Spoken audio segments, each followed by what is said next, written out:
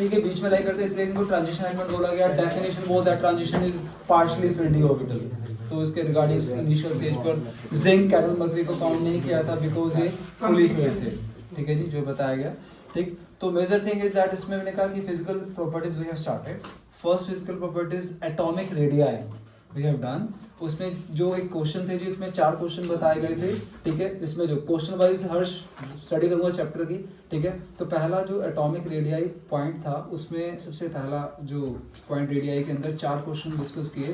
पहला question in this वे कि जब लेफ्ट राइट मूव करते हैं जी, साइज हमारा डिक्रीज होता है, मिड में साइज हमारा कांस्टेंट हो जाता है, लास्ट में साइज हमारा इंक्रीज। तो पहला क्वेश्चन डिक्रीज क्यों, मिड में साइज सेम क्यों, लास्ट में इंक्रीज क्यों। डाउनवर्ड्स मूव करते हो साइज हमेशा इंक्रीज होता है। तो फर्स्ट से सेकंड पर आए तो साइज इंक्रीज हुआ, नो डाउट। बट जैसे ही हम थर्ड पर आए तो इन दोनों का साइज सेम चला, क्यों। तो ये 4 question we have attempted one by one. फिर एक लाइन में रीजन दे रहा हूँ जी। पहले साइज हमारा डिक्रीज करता है बिकॉज न्यूक्लियर चार्ज इंक्रीजेस। सभी को क्लियर। सेकेंड वन, मिड में साइज कांस्टेंट चला, कांस्टेंट था। Shielding effect neutralizes the nuclear charge effect. Nuclear charge, nucleus को एक काम दे रखा है भाई। न्यूक्लियस में हमारे पास प्रोटॉन होते हैं, उनको काम दे रखा है, प्रोटॉन पे पॉजिटिव चार्ज होता है। उसको काम दे रखा है कि जो भी नेगेटिव, जो भी इलेक्ट्रॉन उसके अराउंड घूम रहे हैं जी, उनको पकड़ के रखो, दौड़ ना जाए। जब उनको पकड़ेंगे, इंटरेक्ट करेंगे, खींचेंगे, तो न्यूक्लियर चार्ज को एक काम दे रखा है, रिस्पॉन्सिबिलिटी दे रखी है, तूने क्या करना है, तूने साइज को डिक्रीज करना है। बिकॉज न्यूक्लियस जो प्रोटॉन से जो इलेक्ट्रॉन को खींचेंगे तो साइज हमारा डिक्रीज होगा। तो उसका काम है साइज को कम करना। शील्डिंग इफेक्ट जो था वो कहता है ये मल्टी इलेक्ट्रॉन में देखते हैं जी, बहुत सारे जो इलेक्ट्रॉन्स होते हैं तो उसमें ऑब्जर्व करते हैं। तो न्यूक्लियस का काम है इलेक्ट्रॉन को, अब मेरे पास 5-7 शेल बैठे हैं, 7वें शेल सबसे लास्ट में जो इलेक्ट्रॉन बैठा हुआ तो न्यूक्लियस का तो काम है जो जितना भी इलेक्ट्रॉन बैठेगा उसने उसको खींचना है। बट बीच में नंबर ऑफ इलेक्ट्रॉन आने के कारण क्या होता है जी, उनके बीच में आपस में रिपल्शन हो जाती है। और रिपल्शन तो we can use the word that is the electron repulsion will takes place. ठीक है, और इलेक्ट्रॉन रिपल्शन का इंपैक्ट क्या पड़ा, न्यूक्लियस ने जितनी पावर से आउटरमोस्ट इलेक्ट्रॉन को खींचना था उतनी पावर से खींच नहीं पाया, इलेक्ट्रॉन दूर हो जाता है। बॉटम लाइन पे जाऊं तो सीधी सी बात, एक बात कहूं तो न्यूक्लियर चार्ज साइज को कम करता है, शेडिंग इफेक्ट साइज को इंक्रीज करता है। तो न्यूक्लियर चार्ज अपना काम कर रहा है, साइज को डिक्रीज करता, शेडिंग इफेक्ट फिर बढ़ा देता, फिर डिक्रीज, फिर increase in this way. So we can say that कि वर्ड हमने साइन किया कि nuclear shielding effect neutralizes the nuclear charge effect, that's why in the mid of the transition series size become constant. Last में कहा कि last में देखो जो मैंने कहा कि साइज लेफ्ट टू राइट तो साइज डिक्रीज, तो सबसे छोटा तो लास्ट वाले का होना चाहिए शिट, बट हमने कहा कि लास्ट का एकदम अचानक इंक्रीज हो जाता है। यहाँ पर वर्ड फिट किया, electron repulsion will overcome the nuclear charge interaction। वो कहता है जी इलेक्ट्रॉन रिपल्शन कैसे, कहता है जी एक्चुअली क्या था कि अगर मैं कॉन्फ़िगरेशन वाइज जाता हूँ, जो लास्ट टाइम लिख रहा था, इसका एटॉमिक नंबर 21, 22, 23, 24, 25, 26, 27, 28, 29, 30। कॉन्फ़िगरेशन वाइज अगर मूव करता हूँ तो शॉर्टकट में जा रहा हूँ जी 4s1, 4s2, 3d1, 4s2, 3d2, 4s2, 3d3, special case 4s1, 3d5, 4s1, 3d, 4s2, 3d5, 4s2, 3d6, 3d7, 3d8, 4s1, 3d10 and 4s2, 3d10। सीधा लिख दिया मैंने अपना। So we can say that जो लेके चले यहाँ पर, उसने कहा कि लास्ट में D10 था, कहता है कि एक्चुअली क्या है D5 तक, तो D के अंदर कितने इलेक्ट्रॉन आ रहे हैं हमारे पास, समर्थ एक एक ब्लॉक में एक इलेक्ट्रॉन बैठ रहा है। जैसे ही D6 होते हैं तो वो पेयरिंग स्टार्ट हो जाती है एक ब्लॉक के अंदर। कहते हैं जी इलेक्ट्रॉन रिपल्शन जो है वो स्टार्ट हो चुकी थी 26 से ही, आयरन से ही। बट कह सकते हो कि न्यूक्लियर चार्ज पावर वो ज्यादा थी as compare to the electron repulsion, तो उसको और कम नहीं कर पा रही थी। लास्ट जब तक मैं पहुंचा D10 तक पहुंचता हूँ, जिंक के पास पहुंचता हूँ, तो पूरा का पूरा फुली फिल्ड, सभी ब्लॉक्सेस में 2-2 इलेक्ट्रॉन, तो इसमें इतनी ज्यादा इलेक्ट्रॉन रिपल्शन हुई जो ओवरकम कर गई किसको, न्यूक्लियर चार्ज इंटरेक्शन को। न्यूक्लियर चार्ज को क्या काम दे रखा है, हर साइज को तूने डिक्रीज करना है। इलेक्ट्रॉन रिपल्शन जिसको हम शेडिंग बोल रहे थे, उसका काम है साइज को इंक्रीज करना। तो वी कैन से दैट कि मैंने शेडिंग इफेक्ट इसलिए वर्ड यूज कर रहा हूं कि वो मैशअप ना हो जाए, मिक्सअप। तो मैंने शेडिंग इफेक्ट वाला आंसर रखा हुआ है इस वाले के लिए। मिड वाले क्वेश्चन के लिए, ठीक है। और लास्ट में वर्ड रखा हुआ electron, electron repulsion will overcome the nuclear charge interaction, that's why in the end of the transition series size abruptly increases, right जी। लास्ट में एकदम साइज बढ़ा, तो वो क्या था जी, actually electron electron repulsion overcome कर लेती है। और reason you have because D में जी पूरे पूरे 10 इलेक्ट्रॉन आ जाते हैं जी। अब एक ही चेयर में दो दो बंदे बैठे हैं, नेचुरली बात है, तो भीड़ तो होगी, सिंपल अपना धक्के तो बजेंगे, so that's why in the end में साइज इंक्रीज हो जाता है। ओके फिर मैंने कहा था कि फर्स्ट और सेकंड में तो सिंपल शैल, यहाँ पर अगर मैं लेके चलूँ विशेष कॉन्फ़िगरेशन 4:3d1, अगले वाले की 5:4d1, नीचे वाले की 6:5d1, ठीक है। तो शेल तो सब में इंक्रीज हुआ, कहते हैं शेल इसमें भी इंक्रीज हुआ, इसमें भी इंक्रीज हुआ, फिर यहाँ पर तो साइज इंक्रीज हुआ जी, हमने कहा जी एक शेल ऐड हो जाता है, बट शेल तो यहाँ भी ऐड हुआ। Yttrium, Y stand for the yttrium, L A stand for the lanthanum, कहता है येट्रियम से लेंथेनम पे या फिर सेकंड ट्रांजिशन से थर्ड पर आता हूँ, तो इन दोनों का लगभग साइन बिल्कुल सेम चलता चला गया, जबकि शेल पूरा डाउनवर्ड्स आने पर शेल हमेशा ऐड होता है। कहते हैं कि शेल ऐड होने के बावजूद भी अभिषेक साइज सेम था। अभी just I am giving to the answer, जो perfect word we can say that lanthanide contraction. मैंने कहा कि लेंथेनाइड कॉन्ट्रैक्शन का पूरा मेरे पास 5 मार्क का क्वेश्चन है, एफ ब्लॉक के अंदर है जी, वो एफ ब्लॉक जो नीचे वाला ब्लॉक है हमारे पास डी के नीचे यहाँ पर, ठीक है, सेपरेट जिसको रखा गया था एफ ब्लॉक एलिमेंट्स, ठीक है। तो वहां पर एक क्वेश्चन आएगा जी, what is the lanthanide contraction, what is the cause of the lanthanide contraction, what are the consequences of lanthanide contraction, ठीक है, वो आएगा। तो बस अभी इतना आंसर कि लेंथेनाइड कॉन्ट्रैक्शन का क्या हो जी, हमारा साइज सेम चला, ठीक है। तो ये first point we have done that जी, हर्ष भैया यहाँ स्टार्ट कर लिया था। तो फर्स्ट एटॉमिक रेडियाई के अंदर लक्ष्य है, ये 4 क्वेश्चन बने, क्वेश्चन के थ्रू जाएंगे तो चैप्टर को थोड़ा समझना हमारे लिए आसान होगा। थ्योरी से कहूँ तो कंफ्यूजन रहेगी, पर क्वेश्चन के थ्रू समझना दैट विल मच इजियर, ठीक है। And the second point was that again that is the similar, that is the ionic radii. First point we have done that the atomic radii, ठीक है जी, उसके 4 question मैंने discuss किए गर्भित, ठीक है, हो गया। And the second one moving to the that is the ionic radii. अब वी नो दैट कि ट्रांजिशन एलिमेंट्स अगर मैं बात करूं तो scandium, titanium, vanadium, chromium, manganese, mostly these are the metals, metals हैं जी सारे हैं मोस्टली, ठीक है जी। तो मेटल्स हैं, मेटल की nature electro positive, electro negative, we know that metal की नेचर इलेक्ट्रॉन लूज करते हैं। तो एक बात तो कंफर्म है, इलेक्ट्रॉन को lose, ferrous Fe2 positive, Fe3 positive, Cu2 positive, CO3 positive, जो क्रोमियम, मैक्सिम, all these are the metals. तो मेटल की नेचर क्या है, इलेक्ट्रॉन को लूज करना, तो चार्ज कौन सा आने वाला है, पॉजिटिव, पॉजिटिव है। तो कहते हैं जी ये बात तो कंफर्म, उसने मेंशन किया कि जो आयन का ट्रेंड चलेगा बिल्कुल सेम चलता है जी, फर्स्टली डिक्रीजेस, मिड में कांस्टेंट, लास्ट में इंक्रीज हुआ हमारे पास, ठीक है। बट वो कहते हैं कि क्या इतनी बात कंफर्म है कि आयंस का अगर मैं कंपेयर करूं अपना गर्भित, we have a Cr and Cr3 positive, किसका साइज बिग, किसका साइज स्मॉल,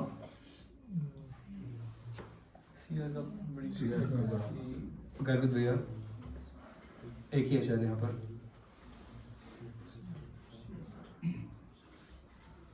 किसका साइज स्मॉल,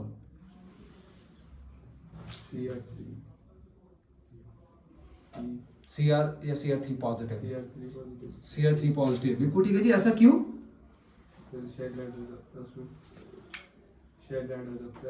शेल नहीं, एक तो शेल गायब होने वाली बात होती है, शेल डिक्रीज हो जाता है। और हमारा main word we can say that the nuclear charge interaction, word chemistry में वर्ड है इफेक्टिव न्यूक्लियर चार्ज इंक्रीजेस। मैं सिंपल सा लॉजिक है जी। अभी एक बात बताई, न्यूक्लियर चार्ज को काम दिया हुआ है, मतलब क्रोमियम का एटॉमिक नंबर कितना है, 24 है, 24, इसके पास 24 ही हमारे पास, इसके पास इलेक्ट्रॉन है और 24 ही प्रोटॉन है, ठीक है हर्ष? Yes sir. और प्रोटॉन का काम, न्यूक्लियस का काम इलेक्ट्रॉन को खींचना, मतलब 24 बंदे 24 को खींच रहे हैं, 24 जने 24 को खींच रहे हैं। इधर चल गया 3 पॉजिटिव का मतलब इलेक्ट्रॉन लूज के गेन किया, लूज के गेन किए, कितने लूज किए, 3, हाँ जी, इलेक्ट्रॉन 3 चले गए। अब कितने इलेक्ट्रॉन रह गए, 21, प्रोटॉन 24 जने 21 को खींच रहे हैं। अट्रैक्शन पावर बढ़ेगी, कम, इंक्रीज होगी, डिक्रीज होगी, इंक्रीज ना यार, 24 जने 24 को खींच रहे हैं, अब 24 जने 21 को खींच रहे हैं, तो अट्रैक्शन पावर तो दैट विल बी इंक्रीज ना, दैट्स व्हाई साइज डिक्रीजेस। तो अब ये 24 21 को नहीं लिखोगे आप, सिंपल। तो केमिस्ट्री में वर्ड का यूज करना है जी आपको, that word was that effective nuclear charge, right जी, कि जो उसका इफेक्ट था न्यूक्लियर चार्ज का जी, वो क्या हो जाता है, बढ़ जाता है। पहले 24 को खींच रहे थे, अब 24। और एक बात भी we have attempted in +1 also कि कटायन हमेशा पेरेंट एटम से छोटा होता है, अनायन हमेशा पेरेंट एटम से बड़ा होता है। उसमें इफेक्टिव न्यूक्लियर चार्ज डिक्रीज हो जाता है, इसमें इफेक्टिव न्यूक्लियर चार्ज बढ़ जाता है। ठीक है जी। तो एक बात तो कंफर्म उसने कही कि भाई ट्रेंड आपका सेम चलने वाला है, इलेक्ट्रोलाइट डिक्रीजेस, मिड में कांस्टेंट, लास्ट में इंक्रीज। बट इतना है कि अगर पेरेंट से कंपेयर करेंगे तो जी रेडियस हमेशा डिक्रीज होगा। कटायन का, मेटल आयंस का पेरेंट एटम से रेडियस हमेशा कम होता है जी। समझ गए? ठीक है सर अगर नेगेटिव चार्ज, हाँ, नेगेटिव इलेक्ट्रॉन इंक्रीज हो जाएगा, साइज बढ़ जाएगा, फिर साइज बढ़ जाएगा। बट मेटल कभी इलेक्ट्रॉन गेन नहीं करते। अगर नेगेटिव उसने लगा दिया तो अब साइज इंक्रीमेंट दोगे, साइज बढ़ जाएगा, कम नहीं होगा। ठीक, तब हम वर्ड यूज करते हैं इफेक्टिव न्यूक्लियर चार्ज डिक्रीजेस। अगर मैं एग्जांपल लूं, विशेष Cl negative, 17 proton, 17 electron, 17 proton and 18 electrons. पहले 17 जने हर 17 को खींच रहे थे, अब 17 18 को खींच रहे हैं, तो अट्रैक्शन पावर डिस्ट्रीब्यूट होगी 18 के अंदर, और effective nuclear charge power decreases and that's why the radii increases. That's why अनायन हमेशा पेरेंट एटम से बड़ा होता है। ठीक, तो इन दिस उसने इतना बताया। यस समझ जी, ठीक है जी। अरे फिर छोटा क्वेश्चन फिर आ गया। We have Fe2 positive. मैं कंफ्यूज हो जाता हूँ, Fe2 पॉजिटिव को फेरस बोलते हैं, फेरिक बोलते हैं, फिर भूल जाते हैं यार। Fe2 को कुछ Fe2 पूछ रहा मैं, हाँ स्मार्ट ना हो ज्यादा। Fe2 positive ferrous, Fe3 positive ferric. अब हम मुझे इतना बता, इन दोनों का साइज सेम है आयरन से या फिर छोटा है? किसका सबसे छोटा साइज है? Fe का, Fe2 पॉजिटिव का, Fe3 पॉजिटिव का? Fe3 positive. क्यों? आयन कोई सर लिया बोल रहे थे इफेक्टिव न्यूक्लियर चार्ज। मैं तभी कैसे दैट कि इसके अंदर हमारे पास 26 इलेक्ट्रॉन, 26 प्रोटॉन, इसमें 26 प्रोटॉन, इलेक्ट्रॉन कितने हैं? 23। आप 26 या 23 को खींचेंगे तो पावर सबसे ज्यादा। तो जितना पॉजिटिव चार्ज इंक्रीज होता गया current, size that will be decrease. याद रखियो, ठीक है। तो जितना हमारा पॉजिटिव इंक्रीज होता रहता है उतना साइज डिक्रीज होता रहता है, जितना नेगेटिव चार्ज इंक्रीज होता रहता है उतना साइज इंक्रीज होता रहता है। राइट जी। पॉजिटिव चार्ज इंक्रीज होने पर साइज डिक्रीज होता है, नेगेटिव चार्ज इंक्रीज होने पर साइज इंक्रीज होता है। बात ओके। तो मैं तो हमारा मैटर क्या आया था, तो एक बात तो उसने बताया कि आयनिक रेडियाई का ट्रेंड बिल्कुल सेम चला। But you should know that कि मेटल आयंस है, मेटल पे चार्ज पॉजिटिव होता है, तो पेरेंट एटम के कंपैरिजन में साइज इनका हमेशा स्मॉल होगा। ठीक है, तो आगे चलते हैं। That was the second one. समझ जी, ठीक है। That was second one and move to the third point. हाँ चलेंगे, चिंता करता है। And third one, that is the metallic reactor and enthalpy of atomization. Third point was that metallic. Metallic का another name, गवित भैया? इलेक्ट्रोपॉजिटिव। Yes जी। metallic reactor का another name है जी आपका electropositive in nature. एक स्टेटमेंट जी साइन करते हैं हम अपना कि एक अच्छा मेटल कौन सा होता है जो इलेक्ट्रॉन को रिलीज करता है। एक अच्छा नॉन मेटल इलेक्ट्रॉन गेन करता है। एक अच्छा एसिड, एक स्ट्रॉन्ग बेस। तो उसने कहा कि सबसे पहला जो क्वेश्चन यहाँ पर असाइन करता है जी, कहते हैं जी all the transition elements shows metallic character, या all the transition elements are metals comment. जितने भी ट्रांजिशन एलिमेंट्स हैं जी वो सारे मेटल्स हैं, और जितने भी मेटल की प्रॉपर्टीज वो ट्रांजिशन एलिमेंट शो करते हैं। व्हाई? क्वेश्चन समझ में आ गया? फर्स्ट क्वेश्चन जो मैंने बोला है इस पॉइंट में, उसने कहा कि जितने भी ट्रांजिशन एलिमेंट्स हैं वो मेटालिक कैरेक्टर शो कर रहे हैं, वो मेटल्स हैं जी। क्यों है? अभी मैंने बताया स्पेशली एक अच्छा मेटल कौन सा होता है जो इतने जल्दी इलेक्ट्रॉन को रिलीज करता है। तो उसने एक रीजन बताया जी, एक तो जिनकी लो आयनाइजेशन एंथैल्पी होती है, due to the low ionization enthalpy and presence of vacant D orbitals. ठीक है, कि अनपेयर्ड कह लो, number of unpaired electron present in D orbital. Okay, unpaired की बात आती है तो वहां जाता हूं जी। हाँ जी, कॉन्फ़िगरेशन वाज दैट विजिबल हो रही है, अर्श पे नजर आ रहा है आपको ये? बहुत अच्छे आंखें थे, बिल्कुल ठीक है तेरी आईसाइट, शाबाश। 4:3:1। तो 4:3:1 कितने अनपेयर्ड?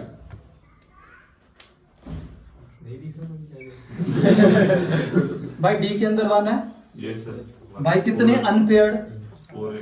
तेरी है खोत्या ये फोर्थ तो टोटली वेकेंट है अनपेयर्ड का मतलब पेयरिंग नहीं है खोता या तो चल that is the one unpaired so next one move कर दो 3d2 समवट बी अनपेयर्ड 0 दो तो आ गए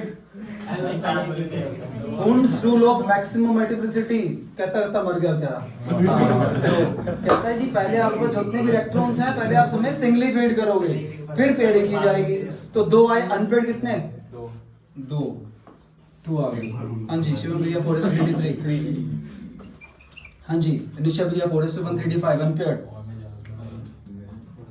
6 शिवम ठीक है नहीं 5 होंगे configuration was that 4s1 3d5 unpaired 6 ठीक है जी 6 था unpaired configuration was that 4s1 3d5 ठीक है तो अनपेयर्ड 6 थे ठीक थे हाँ जी जिस सेम भैया 5 अनपेयर्ड 5 गुरलीन जी 4s2 3d6 अनपेयर्ड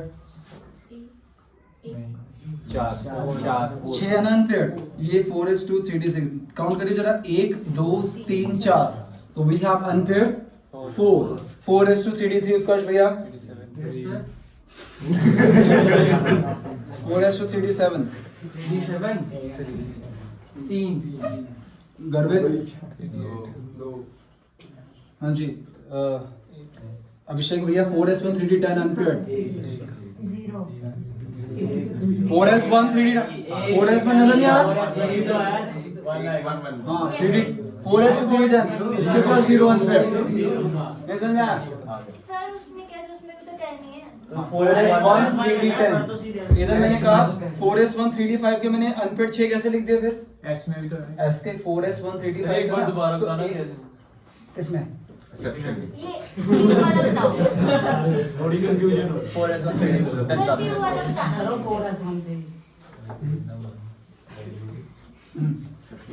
क्वेश्चन था भाई मैं पूछ रहा था simple how many unpaired electrons are there तो अनपेड की सिंपल हमने कॉन्फिगरेशन लिख कोई भी उठाता हूं मैंने उठाया जैसे क्रोमियम का स्पेशल केस उठाया क्रोमियम का एटॉमिक नंबर कितना है मेरे पास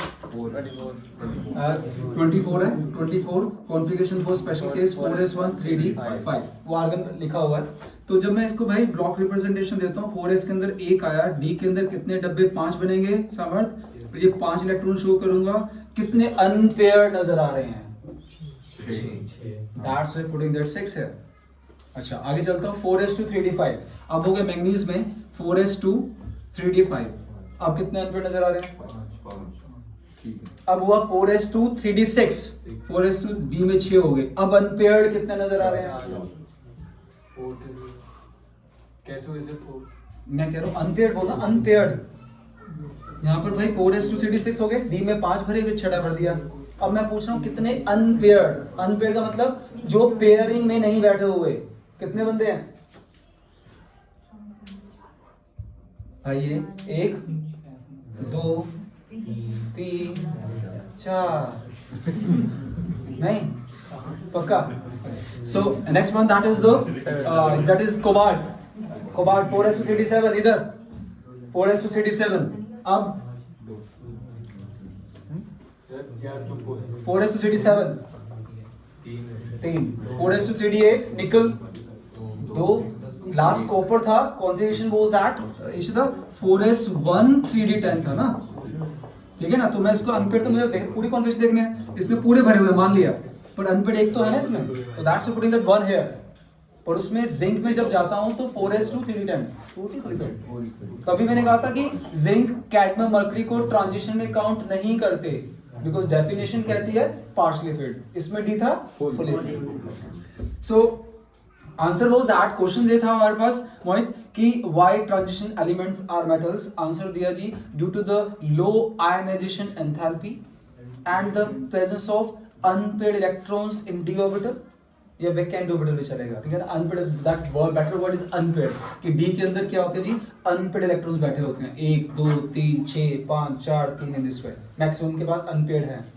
तो जो कहता है जी मेटालिक वेक्टर उसका शो करवाते हैं लस्टर है कंडक्टिविटी है मेरेबल है जो भी है व्हाटएवर प्रॉपर्टीज है जितनी मेटल की प्रॉपर्टीज सारी शो कर देते हैं वो तो reason was that low ionization enthalpy And what is the definition of ionization enthalpy, Harsh bhaiya?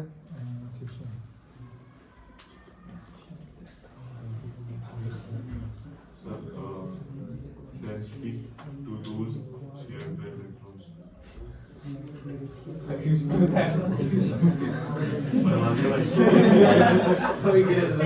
Valence shell में से वैलेंस शेल में से इलेक्ट्रॉन प्रोवाइड करनी पड़ती है, that is called the ionization enthalpy. भाई तुम्हें नया साल देखना नहीं मेरे को तो।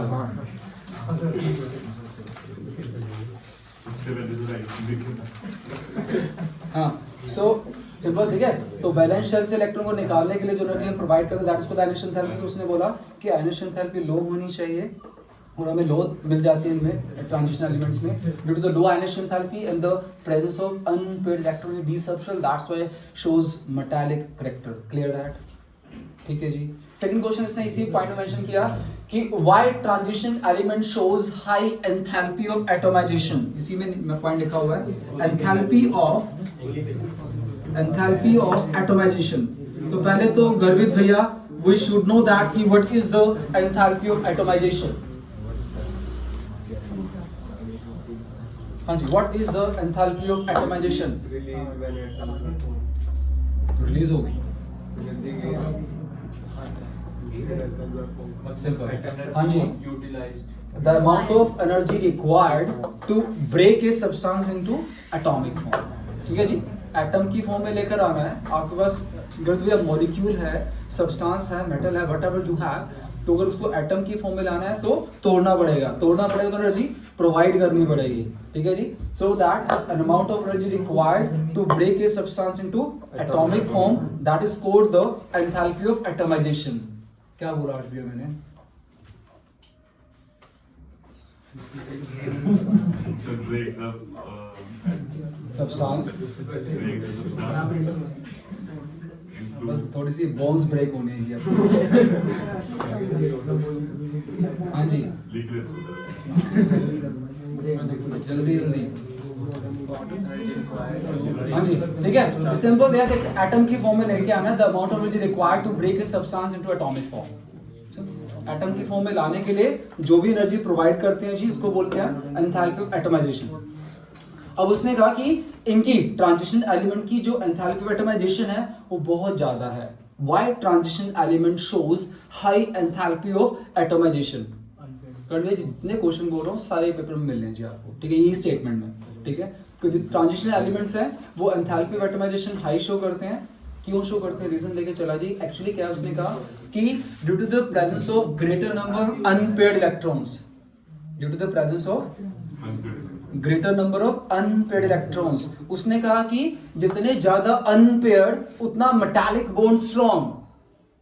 क्या बोला मैंने? जितने ज्यादा unpaired, you can say that the number of unpaired electrons is directly proportional to the metallic bond. Clear? Unpaired अगर ज्यादा तो मेटालिक बॉन्ड भी ज्यादा होगा, स्ट्रॉन्ग हो जाएगा। तो उसने कहा कि एक्चुअली क्या आंसर, इसको उस वाले क्वेश्चन का आंसर देता है कि एक्चुअली क्या जी, इनके पास greater number of unpaired electrons and that's why to form a strong metallic bond. Strong metallic bond बन गया तो नेचुरल बात है कि इसको एटम की फॉर्म में लाना मेरे लिए मुश्किल हो जाएगा। That's why shows that high enthalpy of atomization. I'm recalling again the answer of this question कि yes, greater the number of unpaired electrons to form a strong metallic bond, that's why it shows high enthalpy of atomization। ठीक है जी, okay. अभी बात की मैंने समझ दिया कि जितने ज्यादा अनपेयर्ड होंगे उतना मेटालिक बॉन्ड इजी हो जाएगा मेटालिक बॉन्ड तोड़ना। मेटालिक बॉन्ड स्ट्रॉन्ग होगा, पहले तो वीक होगा, स्ट्रॉन्ग हो जाएगा। अगर भाई स्ट्रॉन्ग होगा तो तोड़ना आसान होगा, मुश्किल हो जाएगा। ओके, तो अब ये सीरीज लिखी हुई है, इसमें सबसे ज्यादा अनपेयर्ड कहां नजर आ रहे हैं? क्रोमियम।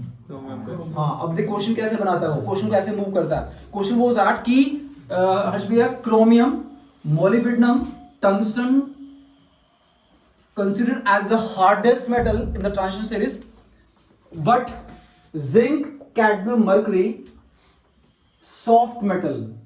Why?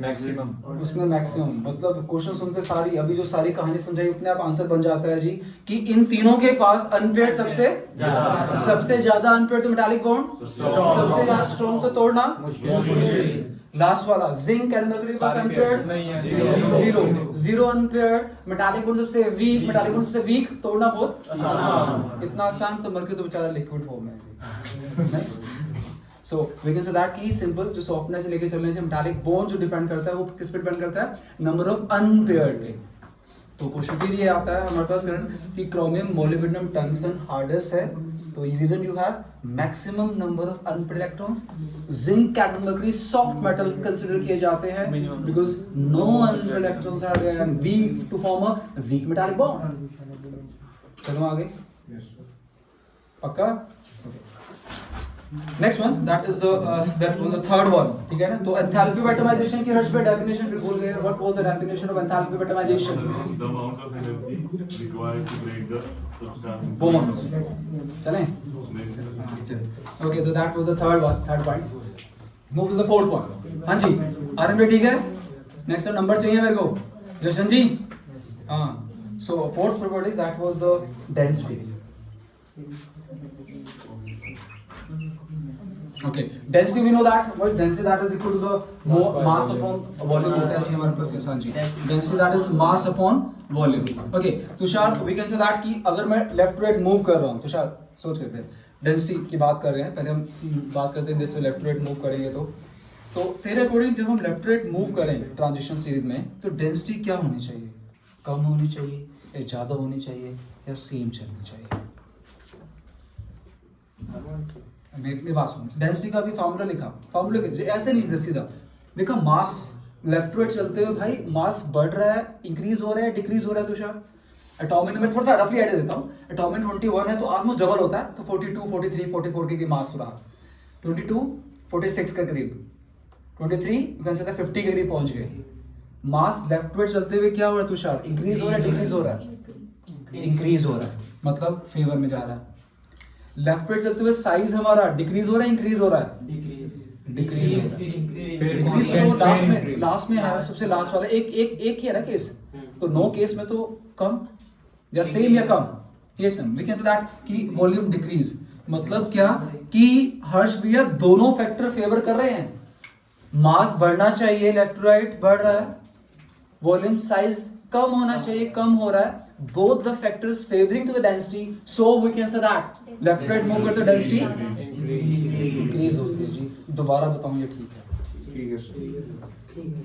हर्ष भैया मैंने क्या बताया कि जब हम लेफ्ट राइट मूव करते हैं डेंसिटी कम होती है ज्यादा होती है इंक्रीज होती है क्यों इंक्रीज होती है बिकॉज हाँ जी मास भी इंक्रीज हो रहा है हमारा वॉल्यूम डिक्रीज हो रहा है both factor are favouring right now so that the density downward left right that will be increase अब आता है चिराग भैया डाउनवर्ड्स ओके डाउनवर्ड्स मूव करते हैं चिराग भैया दिस वे डाउनवर्ड्स मूव करता है कहते हैं डाउनवर्ड्स मूव करते हो जी साइज हमारे पास क्या होता है इंक्रीज वॉल्यूम क्या हो रहा है जी बढ़ रहा है ठीक है और मास मेरे पास इसका अगर 48 लेके चल रहा हूँ मैं तो इसका मास ने अबाउट 100 के करीब मतलब 98 के करीब ले चल almost double can say that इसका 120 तक 150 तक पहुंच गया तो डाउनवर्ड चलते मास क्या हो रहा है इंक्रीज डिक्रीज मास भी इंक्रीज वॉल्यूम भी इंक्रीज सो डाउनवर्ड डेंसिटी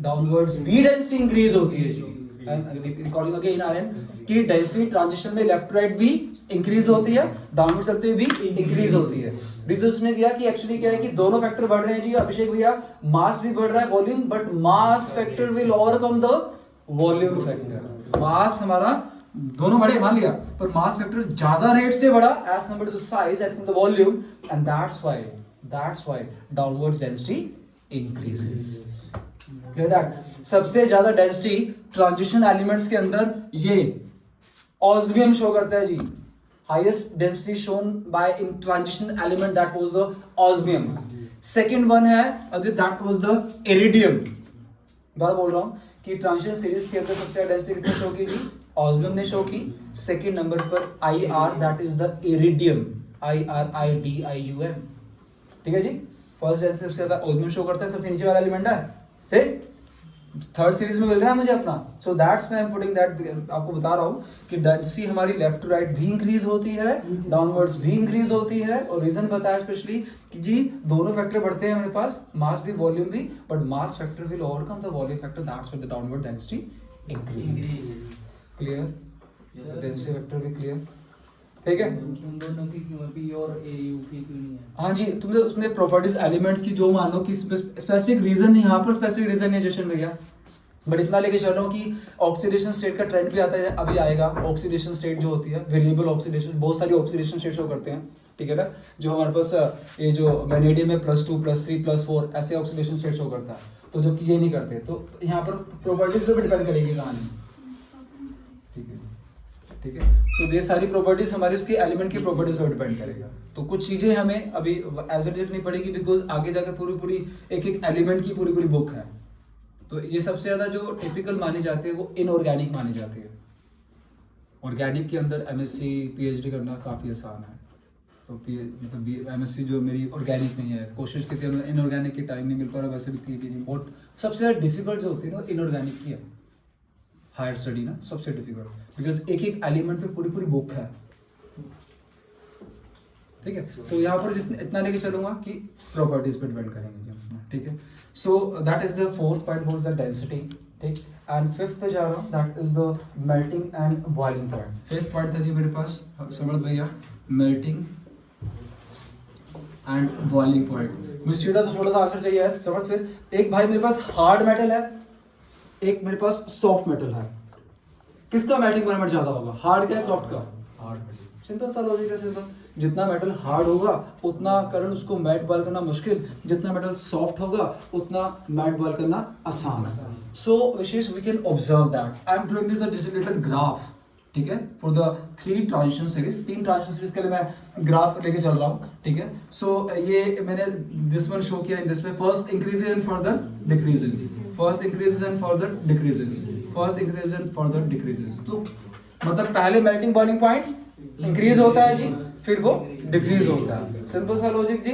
हाँ जी, इनमें से सबसे हार्ड मेटल कौन सा था? पहले अनपेयर्ड क्या हो रहे हैं आपके, इंक्रीज हो रहे हैं। जितने ज्यादा अनपेयर्ड उतना मेटालिक बॉन्ड, जितना मेटालिक बॉन्ड स्ट्रॉन्ग उतना मेटल हार्ड, जितना मेटल हार्ड उतना मेल्टिंग बॉइलिंग पॉइंट ज्यादा। So we can say that सीधी सा लॉजिक था जी, पहले अनपेयर्ड जी हमारे पास बढ़ते रहते हैं तो मेटल हार्ड होता रहता है, मेल्टिंग पॉइंट इंक्रीज हो जाता है। उसके बाद होते हाँ जी अनपेयर्ड हमारे कम होने शुरू हो गए, तो नेचुरल जी हमारे पास मेटालिक बॉन्ड वीक हो गया, मेटालिक बॉन्ड वीक हो गया तो melting boiling point that will be decrease, simple सा लॉजिक। एंड दैट्स व्हाई तीनों सीरीज के अंदर ग्राफ कुछ मिला जी, फर्स्ट इंक्रीजेस आप डिक्रीजेस, फर्स्ट इंक्रीजेस, क्लियर, बिल्कुल क्लियर। अब यहाँ पर एक रीजनिंग क्वेश्चन बना, वो कहते हैं जी गड़बड़ कहाँ पर हुई इसमें, एक फर्स्ट सीरीज के अंदर हमें डिप मिला, एक सेकंड सीरीज के अंदर डिप मिला, थर्ड में नहीं मिलता।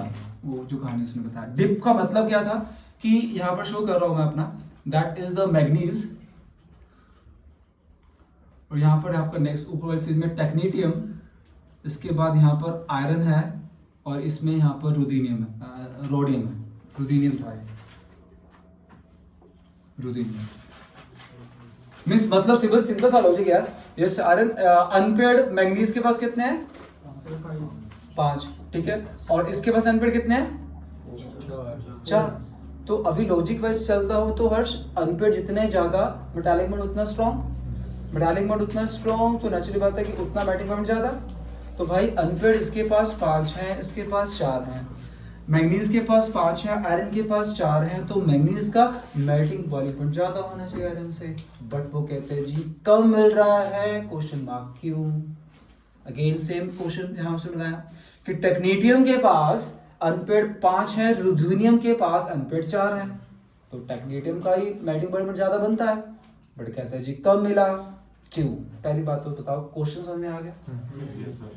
सब बिल्कुल ठीक जा रहा है, बिल्कुल ठीक था जी। पहले हमारा मेल्टिंग पॉइंट इंक्रीज होता है, फिर डिक्रीज हो रहा था, सब परफेक्ट था। गड़बड़ 2 जगह पर, वही रीजनिंग क्वेश्चन हमारे सिलेबस में बना कि मैग्नीज का जो मेल्टिंग बॉइलिंग पॉइंट है वो आयरन से कम क्यों था, ठीक है? Why the dip observe in the case of curve of the melting and boiling point in the case of technetium and manganese, ये 2 डिप मिले हमें।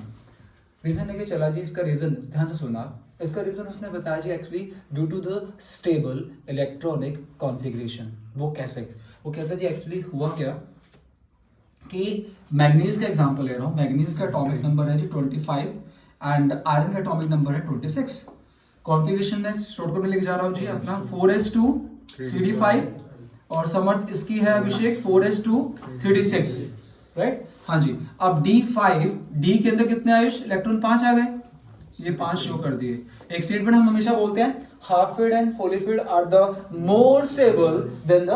हाँ जी, तो अब जब स्टेबल है तो नेचुरली बात है इसका तो ज्यादा होना चाहिए। तो वो बता रहा है हुआ क्या एक्चुअली, कहता है ये पार्शली फील्ड था, अब इसके पास एन फील्ड 4, ये पार्शली फील्ड है, ये हाफ फील्ड है। कहते हैं जी हाफ फील्ड होने के कारण अब कहता है कि due to the stable electronic configuration ये किसी से पेयरिंग नहीं करता, किसी से पेयरिंग नहीं करता। वी कैन से दैट कहता है जी मैं स्टेबल कॉन्फ़िगरेशन जा रहा हूं, मुझे किसी से मतलब नहीं है, एग्जिस्ट कर रहा है। बट जो आयरन था वो पार्शली फील्ड था, उसने क्या कहा जी ओवरलैपिंग, वो क्योंकि पार्शली फिट था उसने तो उससे ओवरलैपिंग कर ली। एग्जांपल लेता हूँ सिंपल, जशन अकेला जा रहा है, 2 थप्पड़ वही मार देगा। हाँ, 4 बंदे साथ में है, आर्यन है, मोहित है, इन दिस पे करण है, तो सोचेंगे इसको हाथ लगाने से पहले नहीं यार, समझे बात मेरी। तो वो कहता है जी क्या कह रहा है, तो इन दिस वे वो कहता है कि क्या बताया उसने क्रोमियम कि मैग्नीज कहता है जी मैं तो स्टेबल इलेक्ट्रॉनिक कॉन्फ़िगरेशन है, स्टेबल है, मुझे किसी से बॉन्ड नहीं बनाना, अकेला एग्जिस्ट कर रहा है। दैट्स में कहता है जी इसका नेचुरल बात है कि इसी से पेयरिंग नहीं करेगा due to the stable electronic configuration, तो यही बॉन्ड बनाया। एज कंपेयर टू आयरन क्या था, पार्शली फिट था, उसने ओवरलैपिंग की। अब मेरे लिए नेचुरली बात है कि इस बॉन्ड को तोड़ना मेरे लिए मुश्किल होगा as compare to this bond. तो परफेक्ट रीजन जो हम सिंपल 2 वर्ड सर्च करते हैं जी आपके आंसर के अंदर, हम सिंपल आंसर आता है हमारे पास कारण due to the stable electronic configuration metallic bond becomes weak। ठीक है जी, वो कहता है जी मैं स्टेबल हूं, मैं ही शहंशाह हूं, ठीक है। बट वो कहता है इसको उतना नेचुरल बात है, यूनिटी स्ट्रेंथ। बचपन में कभी कहानी पढ़ते थे हम अपना कि एक लकड़ी को तोड़ना आसान है as compare to the wood, so that is the story. ठीक है जी, तो word was that due to the stable electronic configuration metallic bond weak पड़ता है। दैट्स पे दोनों के लिए सेम आंसर है। इसमें भी 4s2 3d5 था, ऊपर वाले के अंदर टेक्निकल में 5s2 4d5। तो हाफ फील्ड होने के कारण, स्टेबल इलेक्ट्रॉनिक कॉन्फ़िगरेशन होने के कारण वो किसी से पेयरिंग नहीं करता, पेयरिंग ना करने के कारण मेटालिक बॉन्ड वीक हो जाता है, मेटालिक बॉन्ड वीक हो जाता है तोड़ना आसान हो जाता है, तोड़ना आसान हो गया, दैट्स व्हाई दोनों में डिप मिल गया, दोनों का मेल्टिंग पॉइंट पर आयरन के इसका जो मेल्टिंग पॉइंट था आयरन से कम हो गया, इसका रुथेनियम से कम हो गया। Clear that? That was the 5th point. This is the melting and boiling point. Next one. नहीं तो इंटरेस्टिंग है, क्या बात है, नहीं हैं, समझ गया? Okay. And the 6th one. वो टाइम है? 12 मिनट है सर बस।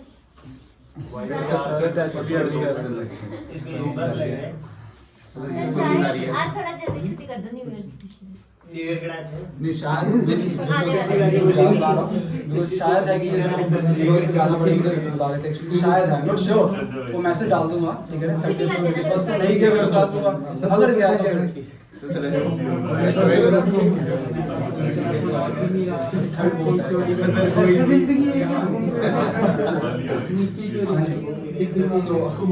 लास्ट पॉइंट बस, ज्यादा तो पढ़ते नहीं हम।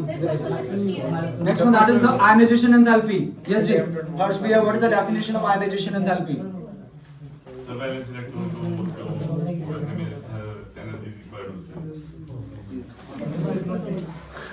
The amount of energy required to remove the electron from the shell in an isolated gas। हाँ जी भाई, सब बोल दीजिए दोबारा। Energy required to remove the electron from the valence। Simple, बहुत कोई बड़ा फटाफट नहीं है। ओके, तो आयनाइजेशन एंथैल्पी का उत्कर्ष भी साइज के साथ क्या रिलेशन था? इनवर्स। जितना साइज स्मॉल उतनी आयनाइजेशन एंथैल्पी ज्यादा। सिंपल। अब पहला क्वेश्चन उसने बताया कि इतनी बात तो क्लियर है जी, एस और पी के बीच में डी ब्लॉक वाले लाई करते हैं।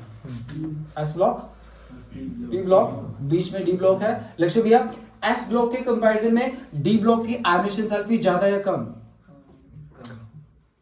एस ब्लॉक के कंपैरिजन में डी ब्लॉक की आयनाइजेशन एंथैल्पी ज्यादा या कम? क्यों? हाँ सोच, इलेक्ट्रोलाइट आए तो साइज क्या हुआ? हाँ, जब एस ब्लॉक से हम डी ब्लॉक पे जाते हैं जी, लक्ष्य साइज हमारा क्या हुआ जी? डिक्रीज। और साइज डिक्रीज अभी बताया कि साइज डिक्रीज होने से इलेक्ट्रॉन निकालना मुश्किल, सो दैट एस के कंपैरिजन में डी ब्लॉक की एनर्जी जी ज्यादा होती है। करण भैया, पी ब्लॉक, डी के बाद पी ब्लॉक आता है, तो डी के कंपैरिजन में, पी के कंपैरिजन में डी ब्लॉक की एनर्जी ज्यादा या कम? पी की कम होएगी सर। पहले हमें तो तुमने गोबर करना होता है भाई। अभी बता रहा हूँ कि पी से ये जो डी ब्लॉक है, डी ब्लॉक के बाद पी ब्लॉक आता है, ठीक है ना? तो जब डी ब्लॉक पहले आ गया, पी ब्लॉक बाद में आया, तो साइज हमारा क्या और डिक्रीज हो गया। तो डी के कंपैरिजन में पी की जो एडिशन एंथैल्पी वो ज्यादा होती है। कह सकते हो कि डी की एडिशन एंथैल्पी पी से कम, एस से ज्यादा। That's why we are using the word transition. नहीं समझा? ट्रांजिशन एलिमेंट क्यों बोल रहा हूँ? ट्रांजिशन का मतलब क्या? लाई इन बिटवीन। तो एस और पी के बीच में अगर लाई कर रहे हैं, तो जो आयनाइजेशन एंथैल्पी है वो एस और पी के बीच में लाई करेगी ना, एस से ज्यादा, पी से कम डी ब्लॉक की। तो एक बात तो कंफर्म है जी, ट्रांजिशन एंथैल्पी जो डी ब्लॉक वालों की है एस से ज्यादा मिलती है और पी से कम मिलती है। बट वो कहता है कि इसका कोई रेगुलर ट्रेंड नहीं मिल पाया। जैसे पी में हम बोलते हैं इलेक्ट्रोलाइट एनर्जी इंक्रीज होती है, डाउनवर्ड डिक्रीज होती है, but no regular trend observe in the case of d block. कहता जी क्यों? वो कहता जी एक्चुअली क्या जी, साइज में परेशानी है। साइज में परेशानी है कि इलेक्ट्रोलाइट डिक्रीज हो रहा है, पहले से डिक्रीज हुआ, मिड में फिर कांस्टेंट हो गया, लास्ट में कहता जी इसके खुद ही परेशान पड़ा कि साइज ही नहीं कंसीडर कर पा रहे। इनवेरिएबिलिटी, क्योंकि सिंपल सी बात है, कहता जी सबसे, क्योंकि मैक्सिमम जो क्वेश्चन के आंसर कंसर्न करते हैं पीडीएफ ब्लॉक एलिमेंट्स के अंदर, वो साइज के बोलते हैं। मतलब नॉर्मली बोलते हैं जी पीडीएफ को कोई भी क्वेश्चन आ जाए ड्यू टू द साइज लिख देना जी, मैक्सिमम कंसर्न हो जाता है, मैक्सिमम। ज्यादा नहीं कि हर जगह ड्यू टू साइज लेके आ रहे हैं, 4-5 ऑप्शन ड्यू टू साइज, चलो जी चेक दी फटे। तो वो नहीं है, मतलब मैक्सिमम कंसर्न जो आंसर है जी वो हमारा किससे रहता है? साइज से रहता है। तो अब उसने कहा कि एक्चुअली इसके साइज में वेरिएशन रहती है, साइज भी फिक्स नहीं रहता। दैट्स व्हाई इनके जो ट्रेंड था आयनाइजेशन एंथैल्पी का, कोई ट्रेंड नहीं बना पाए ना। हम कहते हैं कि डी ब्लॉक के अंदर इलेक्ट्रोलाइट आयनाइजेशन एंथैल्पी इंक्रीज होगी, डिक्रीज नहीं। हम बोलते हैं जी no regular trend, because reason दिया जी इनके साइज में वेरिएशन आती रहती है जी, साइज प्रॉपर्ली फिक्स नहीं है, डिक्रीज या इंक्रीज होता तो then we can say that हम बोलते हैं आयनाइजेशन एंथैल्पी हमारे पास इंक्रीज हो रही है। बट वो कहते हैं जी साइज में वेरिएशन आती रहती है। और एक वर्ड यूज किया स्पेशली आंसर के लिए, sublimation enthalpy. Sublimation, what is the meaning sublime? Solid to gas, directly solid से गैसेस फॉर्म में लाने का। कहते हैं जो इनकी जो सब्लिमेशन एंथैल्पी है उसमें भी काफी वेरिएशन रहती है जी। उसने बताया एक साइज में वेरिएशन है, एक due to the change in the sublimation enthalpy, that's पर कोई रेगुलर ट्रेंड नहीं मिला जी आयनाइजेशन एंथैल्पी का। पहले तो ये दिया उसने। अब जो क्वेश्चन यहाँ से क्रिएट किया, जो क्वेश्चन फ्रेमिंग होती है जी, इस आयरन का atomic number Abhishek 26 and manganese का 25।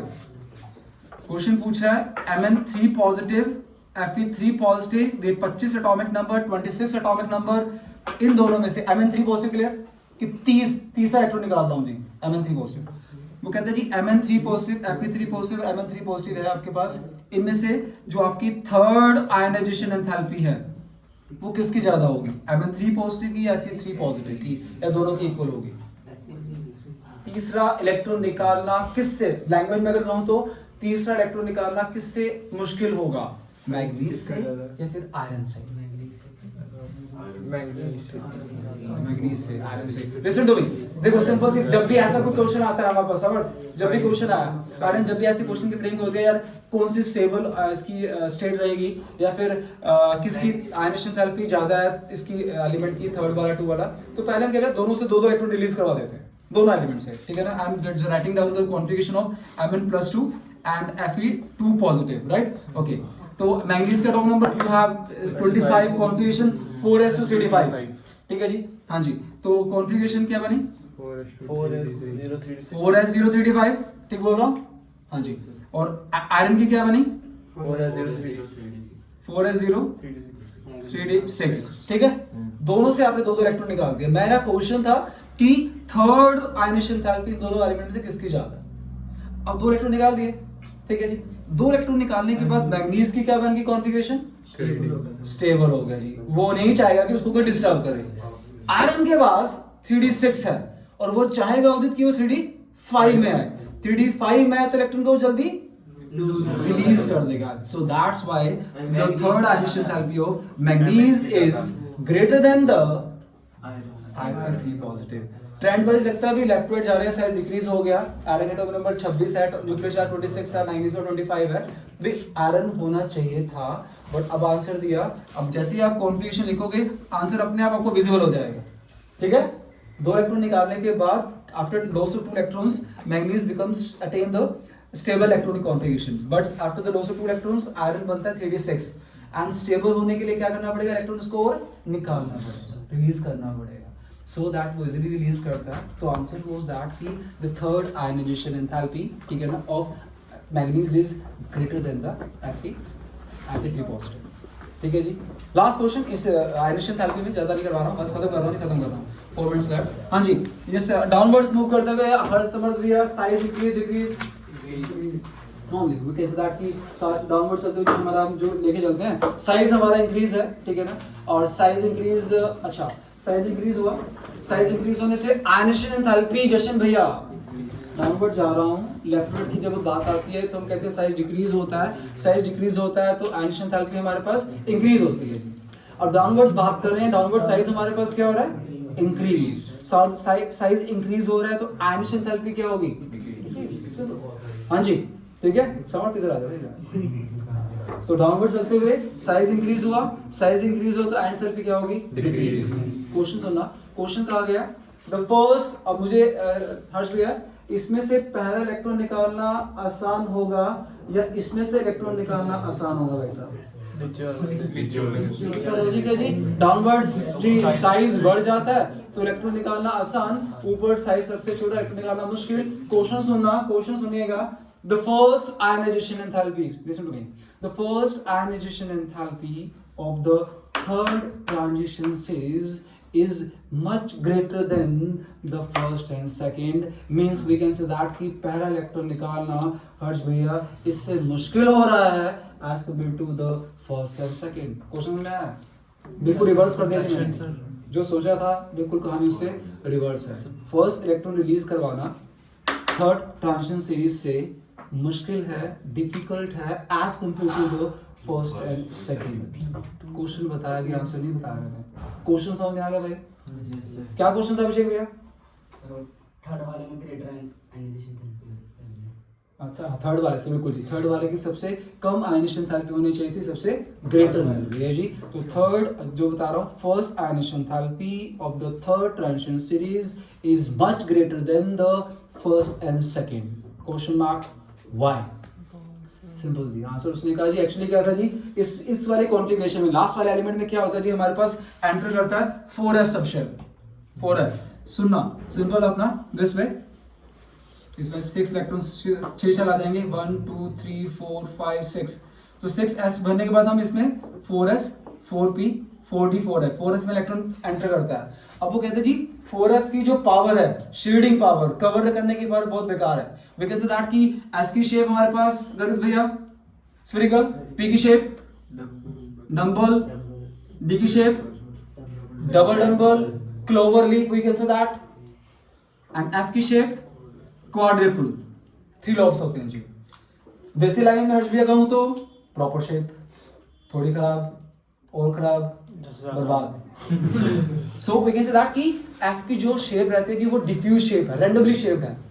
अब डिफ्यूज शेप होने से क्या होता है कि ये न्यूक्लियस को प्रॉपर्ली स्क्रीन नहीं करता। अब न्यूक्लियस को प्रॉपर्ली स्क्रीन नहीं करता तो अब आउटरमोस्ट इसकी जो स्क्रीन नहीं करा तो सबसे आउटरमोस्ट सेल के ऊपर इसकी रिस्पॉन्सिबिलिटी आती है भी न्यूक्लियस को कवर करो।